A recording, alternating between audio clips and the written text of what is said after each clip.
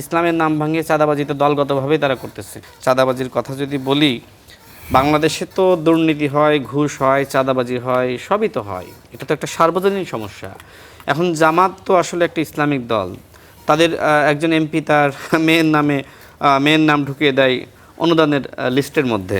এরপর আমরা আরও দেখি যে ইসলামের নাম ভাঙিয়ে চাঁদাবাজি করা। যেমন তাদের আরেকজন এমপি শফিকুল ইসলাম মাসুদ সাহেব, তিনি বললেন যে আগে কি বউয়ের চিকিৎসা 2 লাখ টাকা দিয়ে নাকি বাইতুল মালের অনুদান 5,000 টাকা। তার মানে কি ইসলামের নাম ভাঙিয়ে চাঁদাবাজি তো দলগতভাবেই তারা করতেছে।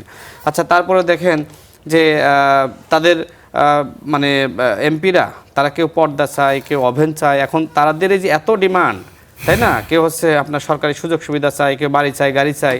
সরকারকে তো আসলে সব কিছুই সামলাইতে হচ্ছে, অপোজিশনকে সামলাইতে হচ্ছে, দেশের জনগণকেও কিভাবে সন্তুষ্ট করা যায়, তাদের সমস্যাগুলো মোকাবেলা করা যায়, সরকার তো চেষ্টা চালাচ্ছে।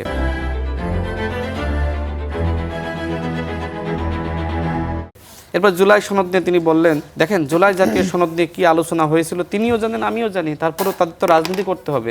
তো রাজনীতি করার জন্য এই যে জুলাই জাতীয় সনদ নিয়ে যে ভিন্ন মতগুলো ছিল, সরকারের যে প্রতারণা, ওই সময়কার যে অন্তর্বর্তীকালীন সরকার জুলাই জাতীয় সনদ গণভোট নিয়ে, যেখানে আপনি নোট অফ ডিসেন্ট দেখিয়ে আপনি স্বাক্ষর নিলেন, এরপরে একটি দল স্বাক্ষর করলো না, এই কারণে আপনি পরবর্তীতে নোট অফ ডিসেন্ট বাদ দিয়ে দিলেন।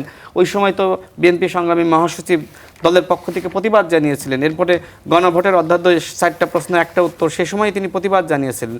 জুলাই জাতীয় সনদ এবং গণভোট নিয়ে অন্তর্বর্তীকালীন সরকার যে প্রতারণা করেছে, সেই প্রতারণাকে পুঁজি করে এখন অপোজিশন যে আসলে তারা প্রোগ্রামগুলো করতেছে, এটা আসলে দুঃখজনক। বরং ওই যে প্রতারণা করলো, এই প্রতারণার জন্য আমাদের অপোজিশনে যারা আছে তাদেরই উচিত অন্তর্বর্তীকালীন সরকারকে ধিক্কার জানানো। আচ্ছা, তারপরে ইওনো অফিসে হামলার কথা বললেন। আমি কিন্তু নিজেই এটি অ্যাড্রেস করেছি যে বিভিন্ন সংক্ষুব্ধ মানুষ তারা মনে করছে যে আসলে এটা সঠিক হয়নি। আমি আগেই ব্যাখ্যা দিয়েছি যে আবেদন করেছে 1000 মানুষ।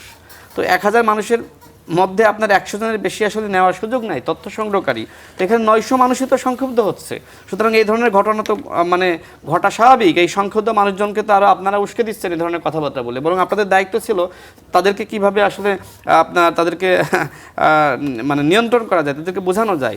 আমাদের অপোজিশন প্রত্যেকটা তারা যদি দুস্থ হতেন তাহলে হয়তো এই ভিডিওগুলো এত জোরালোভাবে আসতো না।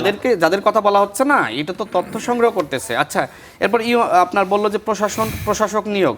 তা আপনারা কি করেছিলেন ইন্টারিমের সময়? তো এই যে এজাজ সাহেব উত্তরের প্রশাসক, তিনি কে ছিলেন? এনসিপির নেতা ছিলেন। মানে ওই সময় তো জাতীয় নাগরিক কমিটি ছিল, আপনিও তো ওই কমিটির নেতা ছিলেন, তাই না? তো এজাজ সাহেবকে আপনাদের সাথে রাজনীতি করে নাই? আপনাকে আমি জিজ্ঞেস করছি, আমি নিজে সেই কমিটির লিস্ট দেখেছি। তো এজাজ সাহেবকে কেন দলীয়করণ করে সেখানে বসানো হলো?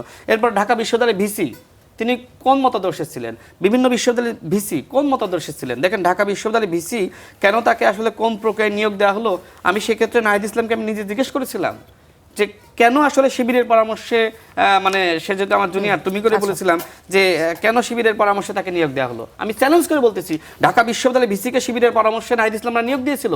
এরকম অধিকাংশ বিশ্ববিদ্যালয়ে জামাত শিবিরের লোকজনকে নিয়োগ দিয়েছিল।